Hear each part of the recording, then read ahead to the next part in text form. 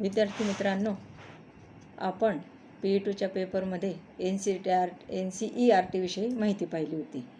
तुम्हाला आधीच सांगितल्याप्रमाणे ह्या ज्या वेगळ्या शैक्षणिक संस्था आहेत भारत सरकारने आखलेल्या, त्या संदर्भात आपण माहिती घेत आहोत. NCERTची माहिती आपण घेतली. आज आपण घेणार आहोत UGC, ज्याला मराठीमध्ये विद्यापीठ अनुदान आयोग असं म्हणतो. युनिव्हर्सिटी ग्रँट कमिशन असं आपण इंग्रजीमध्ये त्याला म्हणतो. तर तुम्हाला माहिती असेल की भारताला स्वातंत्र्य मिळाल्यानंतर लगेचच वेगवेगळे आयोगांची नेमणूक करण्यात आली होती.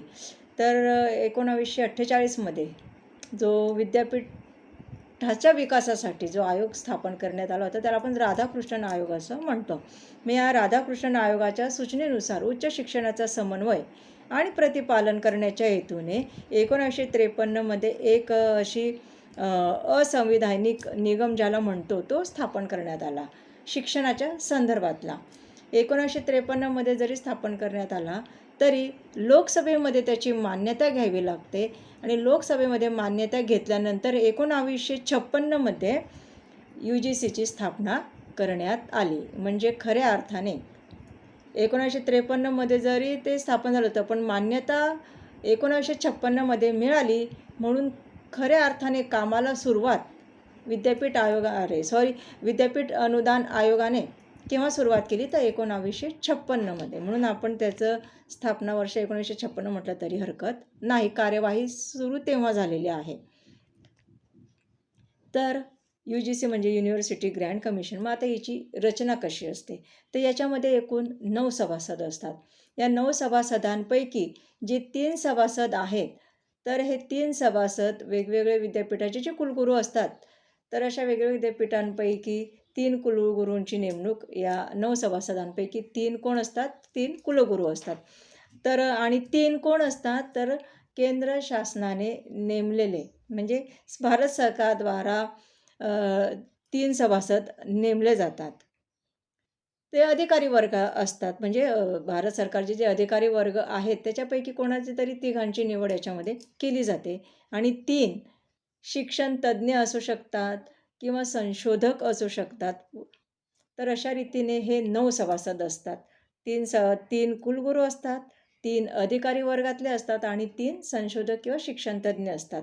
या व्यतिरिक्त काही जे सचिव असतात, सहसचिव असतात, असे म्हणजे पूर्ण पगारावर त्यांची नेमणूक केलेली असते. आणि अध्यक्षपद कोणातरी एका व्यक्तीकडे दिलं जातं.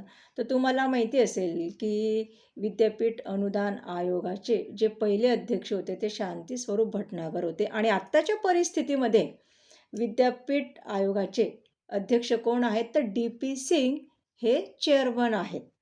UGCचे चेअरमन सध्याच्या परिस्थितीत कोण आहे तर DP सिंग हे चेअरमन आहेत. मग विद्यापीठ अनुदान आयोगाची काय कार्य आहेत तर विद्यापीठ आणि महाविद्यालय यांच्या आर्थिक गरजा भागवणं, त्यांना आर्थिक मदत करणं. कुठल्याही विद्यापीठाच्या विकासात्मक कार्यासाठी आर्थिक मदत देण्याचं काम विद्यापीठ अनुदान आयोग करत असतं. त्याचप्रमाणे महाविद्यालयांना, विद्यापीठांना अनुदान देण्याचंही काम, खूप मोठं काम हे विद्यापीठ अनुदान आयोग करत असतं. नवीन विद्यापीठांची स्थापना अनुदान आयोगामार्फतच होत असते. कोणत्याही राज्याला विद्यापीठ स्थापन करण्याबाबत सल्ला देण्याचं कामही विद्यापीठ अनुदान आयोग करत असते. प्राध्यापकांची वेतन श्रेणी ठरवणं हे सुद्धा विद्यापीठ अनुदान आयोगाचं काम आहे. सगळ्या प्रकारचं संशोधनासाठी लागणाऱ्या ज्या काही सगळ्या गोष्टी आहेत त्या कोणामार्फत पुरवल्या जातात? विद्यापीठ अनुदान आयोगामार्फत पुरवल्या जातात. शिक्षकांना संशोधनासाठी शिष्यवृत्ती दिली जाते, नवीन कार्यक्रम आखले जातात.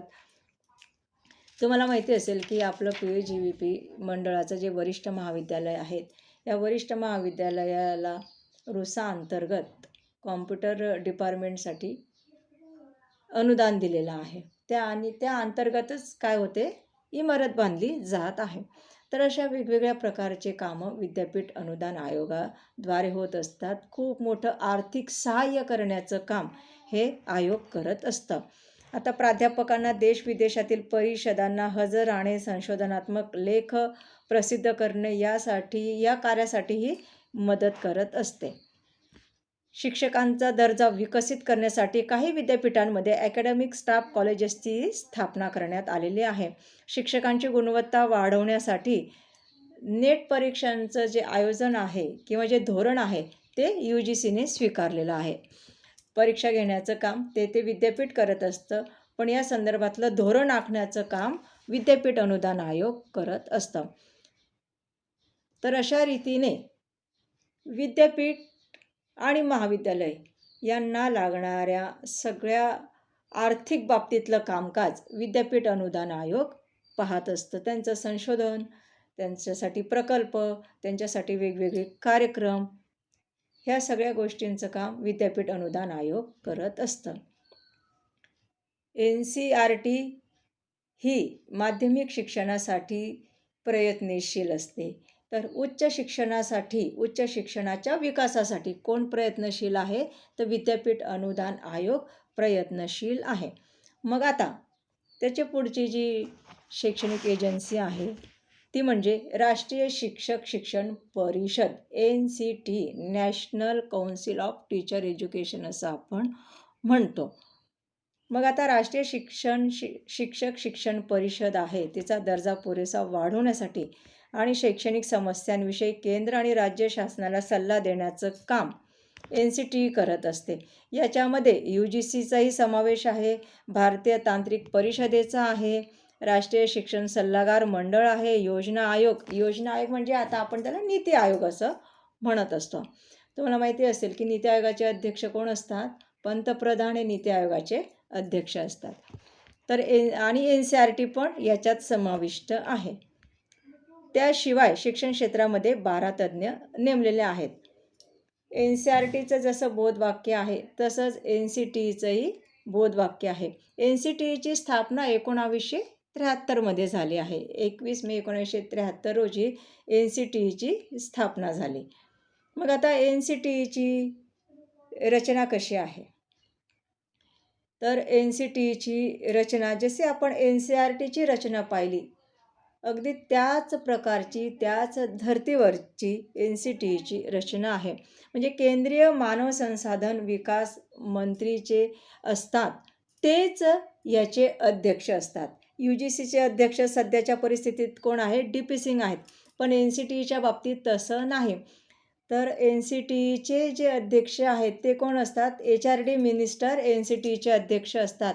आणि HRDचे जे उपाध्यक्ष आहेत, जे राज्यमंत्री आहेत, तेच याचेही उपाध्यक्ष असतात. मग मी तुम्हाला कालच सांगितल्याप्रमाणे HRD मिनिस्टर सध्या कोण आहेत? रमेश पोखरियाल हे सध्याचे HRD मिनिस्टर आहेत. म्हणजे ते आपल्या NCTचे काय आहेत? मग अध्यक्ष आहेत. संजय धोत्रे हे राज्यमंत्री आहेत आणि तेच उपाध्यक्ष असतात. हे काल म्हणजे परवा मी तुम्हाला सांगितलं होतं. NCERTचे जे संचालक आहेत तेच याचेही असतात, म्हणजे NCTचे. आता इतर सदस्यांमध्ये कोण असतात? मग इतर सदस्यांमध्ये प्रत्येक राज्याचा शिक्षण खात्याचा एक प्रतिनिधी या सदस्यांमध्ये त्यांचा समावेश असतो. विद्यापीठ अनुदान आयोगाचा एक प्रतिनिधी असतो. आपण पाहिलं की विद्यापीठ अनुदान आयोगामध्ये 9 सभासद असतात, चेअरमन सोडून. तर त्याचा एक प्रतिनिधी याच्यात असतो. AICTEचा एक प्रतिनिधी असतो. CBSEचा एक प्रतिनिधी असतो. आता CBSE म्हणजे सेंट्रल बोर्ड ऑफ सेकंडरी एज्युकेशनचा. NCERTचा एक प्रतिनिधी असतो. केंद्रीय शिक्षण सचिवाचा एक प्रतिनिधी असतो आणि राष्ट्रपतीने नामनिर्देशित केलेले 12 तज्ज्ञ असतात.